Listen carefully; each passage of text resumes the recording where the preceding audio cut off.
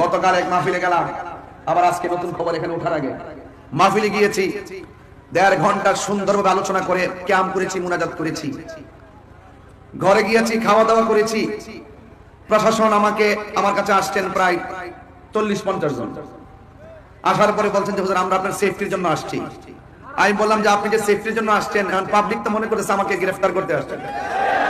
এখন আমি তো বড় মুসিবতের মধ্যে পড়ছি। এর চাইতে কাজ করেন, আপনি আপনার মতো সামনে যান, আমি আমার মতো করে যাই। সুতরাং আমি আমার মতো করে চলে এসেছি,